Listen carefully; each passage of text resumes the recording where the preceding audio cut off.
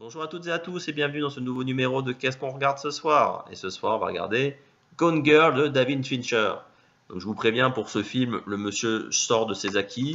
Il s'essaye à un style qu'il n'a jamais fait avant, le thriller.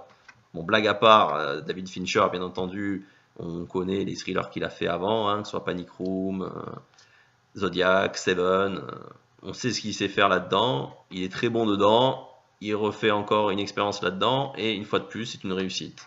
Il aurait pu se planter, mais non. Il nous a encore sorti un bon film.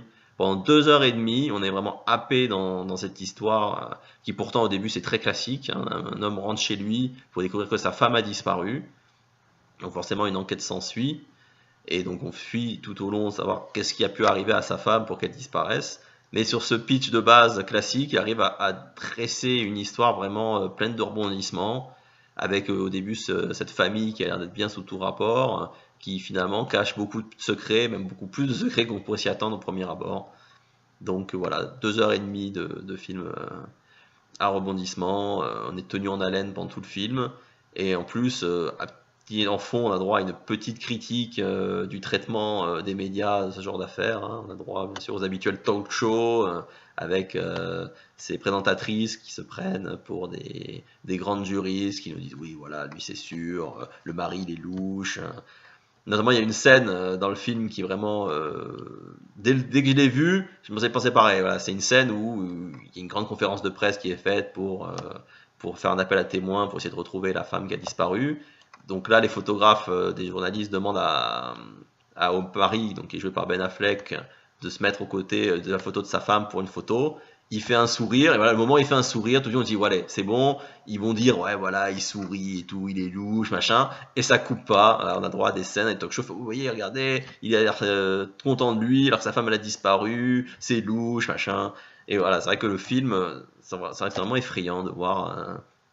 C'est vrai qu'en France, ça commence à devenir un peu, on n'est peut-être pas encore au niveau des États-Unis, mais c'est vrai que des fois, ce traitement, cette façon qu'ont les journalistes à rôder autour des maisons là, pour avoir vraiment le scoop, c'est vraiment anxiogène. Et c'est vrai que le film, c'est très bien mis en scène dedans, une bonne critique un peu du journalisme à l'américaine.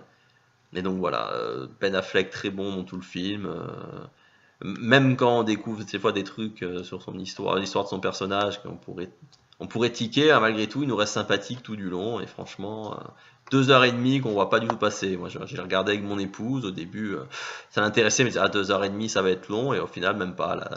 Elle a été captivée, elle aussi, pendant tout le film. Elle n'a pas lâché jusqu'au bout. Donc, c'est la preuve que le film est très bien.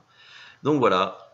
Gone Girl de David Fincher. Je lui mets un bon 9. J'aurais pu lui mettre 9,5, voire même 10, mais bon, je ne mettrai pas 10 que le film parfait n'existe pas. J'aurais pu lui mettre 9,5, mais je lui mets 9 parce que malgré tout, la fin, même si elle est originale, je sais pas, ça laisse un petit coup un peu bizarre quand on arrive à la fin du film, donc je n'en dis pas plus.